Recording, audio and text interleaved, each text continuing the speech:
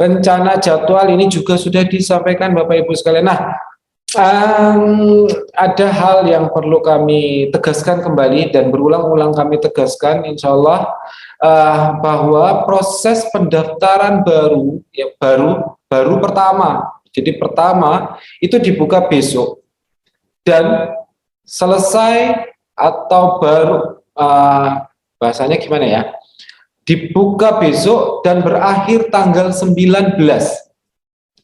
Jadi proses registrasi, unggah berkas dan administrasi itu berakhir tanggal 19 untuk pendaftar baru. Senyampang dari itu, teman-teman dari LPMP akan melakukan proses verbal per tanggal 15 hingga tanggal 25. Jadi nanti artinya setelah tanggal 19 yang mendapat kesempatan untuk melakukan proses registrasi adalah yang statusnya itu diminta diperbaiki oleh teman-teman dari LPMP yang melakukan verbal. Misal Reza kirim berkas tanggal 19, kemudian diverifikasi oleh teman-teman LPMP, ternyata kurang, misalnya fotonya kurang jelas atau scan-nya kurang bagus atau macam-macam yang tidak terbaca, maka teman-teman LPMP akan memberikan notifikasi untuk melakukan proses perbaikan. Nah, proses perbaikan ini bisa berlangsung hingga tanggal 25. Tapi jangan mepet-mepet, kadang-kadang Bapak Ibu juga mepet-mepet sehingga nanti di ujung tidak ada kesempatan lagi semisal salah. Jadi kalau ada notifikasi, ada catatan dari teman-teman LPMP, segera lakukan proses perbaikan, jangan ditunda-tunda. Karena apa? Jika masih ada kesalahan, nanti masih ada waktu untuk melakukan proses perbaikan.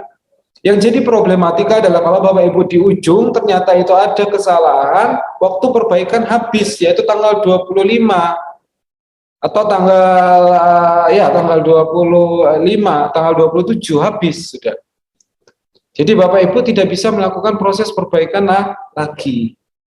Nah, setelah tanggal 27 nanti akan diseleksi sehingga dan akan diumumkan hasilnya untuk yang lolos seleksi administrasi dan informasi tahapan berikutnya.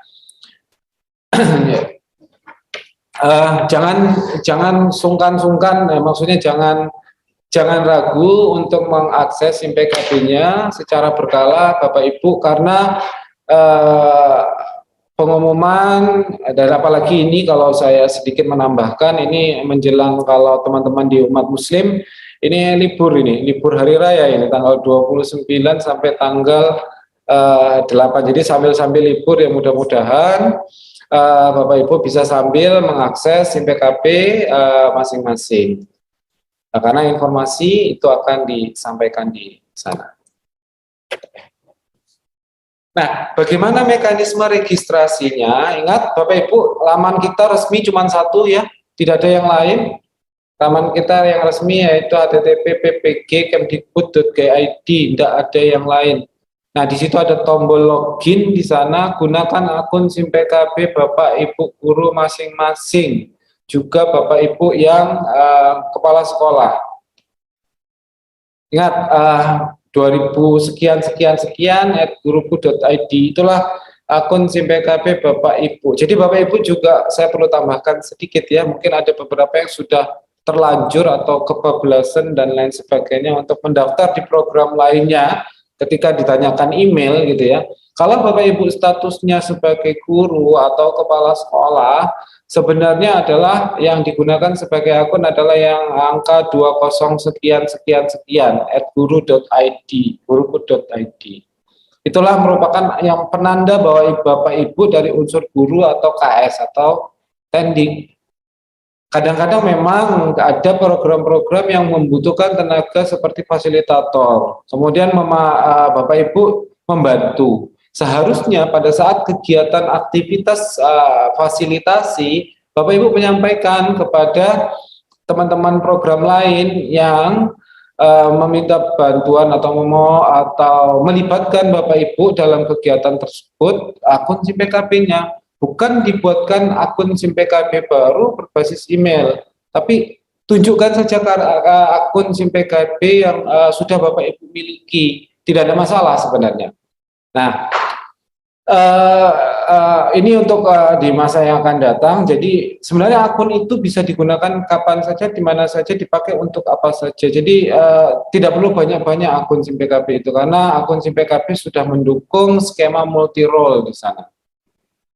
Ketika ada program-program yang lain. Jadi Bapak Ibu, utamanya Bapak Ibu guru dan kepala sekolah, ketika nanti login, gunakanlah akun gurunya, akun SIM PKB masing-masing. Tahapannya ya kandidat ini saya pikir sudah kelihatan, Bapak Ibu yang sudah mendapatkan notifikasi ini sudah jelas nanti sebagai kandidat. Kemudian nanti lulus seleksi administrasi. Jadi tahap ini masih tahap awal seperti yang Pak Direktur sampaikan tadi, proses masih panjang. Setelah seleksi administrasi nanti lulus seleksi akademik. Teman-teman yang di tahap 1 sudah sekarang melakukan proses seleksi akademik. Masih panjang lagi konfirmasi kesediaan, kemudian penetapan, lapor diri hingga pelaksanaan PPG. Nah ini tahap 2 saya ingin menegaskan bahwa cut off-nya per 21 Maret sumber data pokok pendidikannya.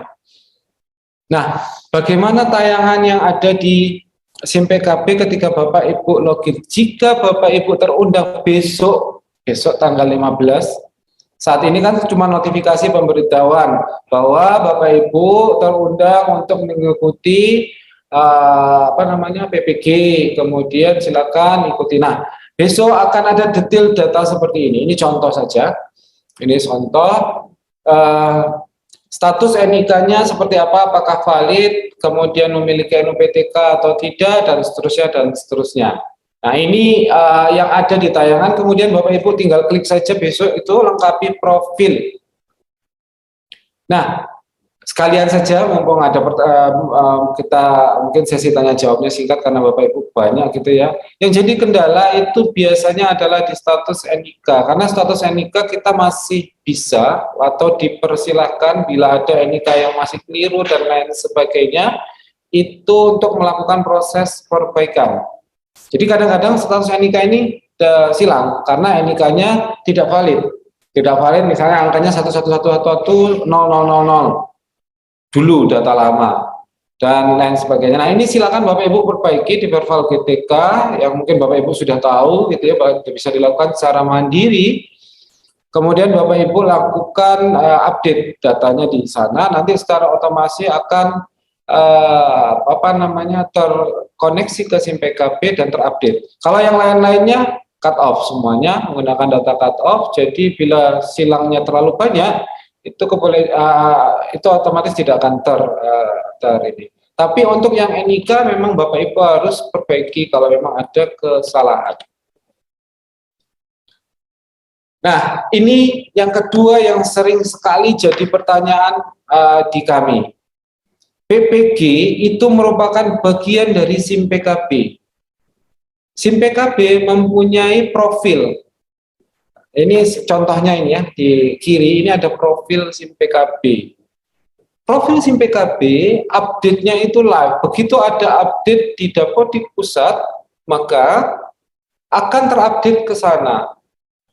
Yang jadi permasalahan adalah terkadang Bapak Ibu yang tidak terundang kemudian bertanya, saya sudah update data, saya sudah melakukan proses pemutakhiran data. Perlu Bapak Ibu ingat dan kami ingatkan kembali bahwa data yang digunakan sebagai referensi untuk PPG tahun 2022 tahap 2 adalah cut off per 21 Maret 2022. Jadi misalnya Bapak Ibu merubah tanggal 23, 24, 25, 26, 27 sampai kemarin atau hari ini, maka proses perubahan itu tidak akan tercatat meskipun di dashboard profil SIM PKB-nya itu tercatat berubah sesuai. Tapi di PPG-nya karena kita secara rule atau basis data menggunakan cut off 21 Maret, maka data yang di PPG tidak akan berubah. Dan ini sering sekali pertanyaan ini itu diajukan baik kepada teman-teman LPMP. Nah, ini mumpung kami ketemu bersilaturahmi dengan Bapak Ibu sekalian, maka hal ini juga kami sampaikan dan mohon hal ini dapat dimengerti karena memang kami menggunakan basis data sesuai dengan aturan yang ada. Nah, kemudian apa yang harus Bapak Ibu isi, yaitu melengkapi profil, mengunggah berkas. Kemudian nanti baru teman-teman dari LPMP itu melakukan proses verifikasi. Kalau lulus, maka Bapak Ibu akan lulus. Perlu diingat bahwa ada 3 status yang akan terjadi. Yang pertama ditolak permanen. Ditolak permanen ini maksudnya adalah jika memang benar-benar Bapak Ibu yang mengunggah berkas tidak secara verifikasi dan validasi dianggap tidak bisa diperbaiki lagi. Tidak bisa diperbaiki lagi.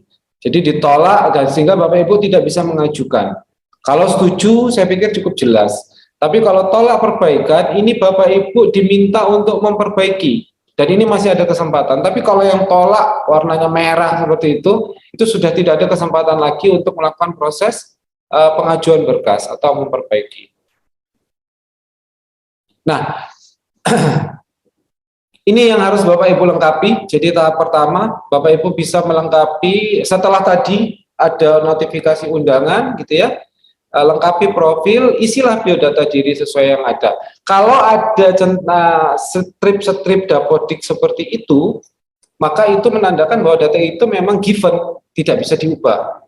Ada beberapa data yang memang tidak bisa diubah yang kita ambil dari dapodik langsung berdasarkan cut off 21 Maret.